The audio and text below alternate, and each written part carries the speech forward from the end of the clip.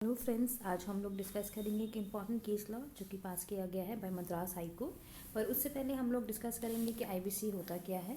So IBC is a code that consolidate and amend the law relating to reorganization and insolvency resolution of corporate person, individual and partnership. तो corporate insolvency जो एक procedure है वो किस किस पे applicable है?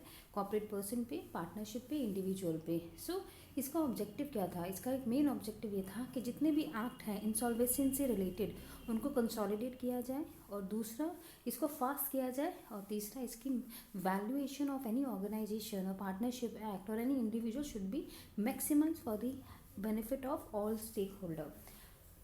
हम लोग अगर अभी देखते हैं तो हम लोग पार्ट सेकंड के साथ डील करेंगे which relate to insolvency and liquidation of company and limited liability partnership, so LLP shortly. So इस एक्ट के अंदर कौन कौन एप्लीकेशन फाइल कर सकता है for initiation of corporate insolvency resolution process of a company?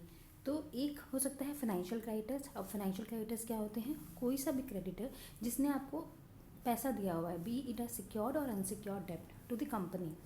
उसके बाद हमारा सिक्योर डेट, अगर कोई भी हमारा डेट है जिसको सिक्योरिटी से बैक्ड किया गया है, so that's a secure debt. And unsecure debt are those debt which are not secure by any asset of the company.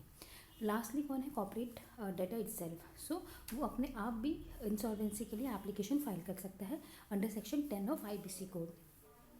सो आगे अगर हम लोग चलते हैं तो इसमें कौन कौन सी बॉडी होती है जो जॉडिकेशन करती है?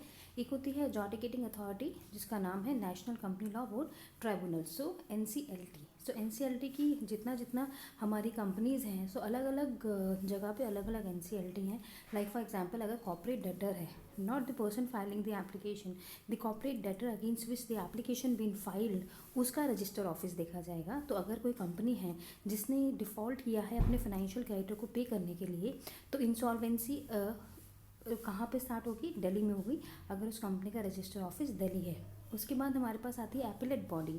सो कोई भी अगर हमें अपील फाइल करनी है against the order of NCLT, तो हम किसके पास जा सकते हैं? हम जा सकते हैं एनक्लैट के पास, which is National Company Law Appellate Tribunal. ठीक है, विदिन 30 डेज जाना होता है। उसके बाद जो लास्ट अथॉरिटी हमारे पास कौन सी आती है? हमेशा की तरह सुप्रीम कोर्ट ऑफ इंडिया। तो इसमें हमारी no jurisdiction of civil code, civil code के पास जुडिक्शन नहीं है, लेकिन हमारी जो ये कोड है वो बताती है कि इसका प्रोसीजर कैसे रहेगा। तो अगर हमारा इंसॉल्वेंसी रेजोल्यूशन प्रोसेस स्टार्ट हुआ है तो सबसे पहले हमारा एक एप्लीकेशन फाइल होता है, ठीक है, under section 7, under section 9, under section 10। So अलग अलग like financial creditors and then the operational creditors. Operation creditors वही होते हैं जो आपको किसी गुड एंड सर्विसेज के लिए पैसा देते हैं, कोई भी operation of activity. Like for example, अगर मेरी मैन्युफैक्चरिंग एक्टिविटी है तो वो मुझे एडवांस देता है या मुझे पैसा देता है कि you just provide me that particular good. तो उस रिस्पेक्ट में उसने मुझे पैसा दिया है, तो वो मेरा कौन हो गया? Operational creditors. हम एक एप्लीकेशन फाइल करते हैं एनसीएलटी में, the time the NCLT pass an order for CIRP of the company. तो उसी डेट से हमारा क्या होता है? एक हमारा आईआरपी अपॉइंट होता है, इंसॉल्वेंसी रेजोल्यूशन प्रोफेशन। और उसके बाद सेक्शन 14 एक्ट में आता है। सेक्शन 14 क्या बोलता है? सेक्शन 14 बोलता है from the date of the order, ठीक है, हमारा मॉनिटोरियम पीरियड लगता है। मॉनिटोरियम पीरियड क्या होता है कि ड्यूरिंग दिस पीरियड आप कंपनी के लिए कोई भी ऐसी सिविल सूट फाइल नहीं कर सकते हैं अगेंस्ट द कॉर्पोरेट डेटर, ठीक है। सो कॉर्पोरेट डेटर के अगेंस्ट कोई भी सिविल सूट फाइल नहीं होगा ड्यूरिंग द मॉनिटोरियम पीरियड, जो कि सेक्शन 14 के अंदर बताया हुआ है। तो section 14 is basically speaking about the moratorium period. अगर हम लोग इसके अंदर टाइमलाइन देखते हैं तो कंप्लीशन ऑफ इंसॉल्वेंसी प्रोसेस कितने में होना चाहिए? 180 डेज़ में होना चाहिए। वन टाइम एक्सटेंशन 90 डेज़ की मिल सकती है। उसके बाद हमारे पास फास्ट ट्रैक इंसॉल्वेंसी भी आती है which is within 90 days. So ये हो गया हमारा ब्रॉडली प्रोसेस जो कि आईबीसी में रहता है। अब अगर हम लोग अपना ये केस लॉ डिस्कस करते हैं जो कि पास किया है मद्रास हाई कोर्ट ने, सो उसने क्या बोला है? मद्रास हाई कोर्ट ने बोला है कि जो हमारी एनआई एक्ट के अंदर एप्लीकेशन फाइल होती हैं जो कि सिविल सूट होता है, तो उसमें सेक्शन 138 में डिफ़ॉल्ट होता है। सो सेक्शन 138 में चेक बाउंसिंग और no payment of the amount which is signed और एक्नॉलेज ऑन द चेक।